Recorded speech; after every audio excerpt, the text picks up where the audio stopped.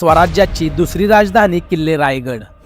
आज मी तुम्हाला पावसाळ्यातील श्रीमान रायगडवरील काही ऐतिहासिक वास्तू व आपल्या छत्रपती शिवाजी महाराजांची समाधी दाखवणार आहे।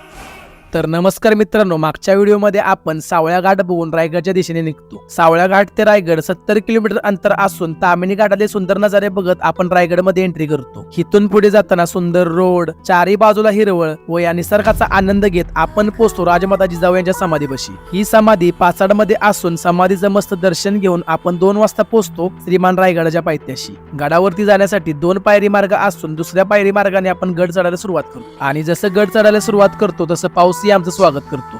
रायगड जिल्ह्यामध्ये मोठ्या प्रमाणात पाऊस असल्यामुळे रायगडवरील पायरी मार्ग पावसाळ्याच्या दिवसामध्ये काही दिवस बंद सुद्धा असतो। तब्बल 15 ते 20 मिनिटांमध्ये रायगडवरचे सर्व धबधबे व पायरी मार्गावरून पाणी ओसांडून वाहू लागलं होतं। जिकडे बगल तिकडे छोट मोठे धबधबे, हिरवळ, काळा काताळ दगड आणि या ढगांच्या मागचा रायगड आपला इतिहास सांगत होता। पुढे या पावसातून जाताना नाणे दरवाजा, महादरवाजा आणि या भगव्याला बघून आपण 1.5 तासामध्ये गडावरती पोहोचतो। पाऊस जास्त असल्यामुळे गडावरचे बऱ्यापैकी रिस्की पॉइंट बंद करण्यात आले होते। सुरुवातीला आपण शिरकाई देवी मंदिराचे दर्शन घेऊन आपण पोहोचतो होळीचा माळ येथे। होळीचा माळ म्हणजे पहिल्या काळामध्ये मानाच्या होळ्या पेटल्या जायच्या। महाराजांच्या काळामध्ये जोपर्यंत हितली होळी पेटत नसायची तोपर्यंत कोणत्याही गडाची, कोणत्याही गावाची होळी पेटली जात नसायची। जेव्हा हितली होळी पेटायची तेव्हा बाकीच्या होळ्या पेटवल्या जायच्या, म्हणून याला होळीचा माळ हे नाव दिले गेले आहे। इथे महाराजांच्या मूर्तीचं दर्शन घेऊन आपण त्याच पायवाटेने पोहोचतो नगरखाना येथे। नगरखाना म्हणजे राजदरबार जिथे 6000 लोक एकाच वेळी बसत होते। या सभेत लोक हळू आवाजात जरी बोलले त्याचा थेट आवाज महाराजांच्या पर्यंत जायचा। इथे महाराजांच्या मूर्तीचं दर्शन घेऊन आपण येतो बाजारपेठ येथे। ही धुक्यात लपलेली बाजारपेठ बघत आपण त्याच पायवाटेने येतो रायगडवरील महत्वाच्या मंदिरापाशी,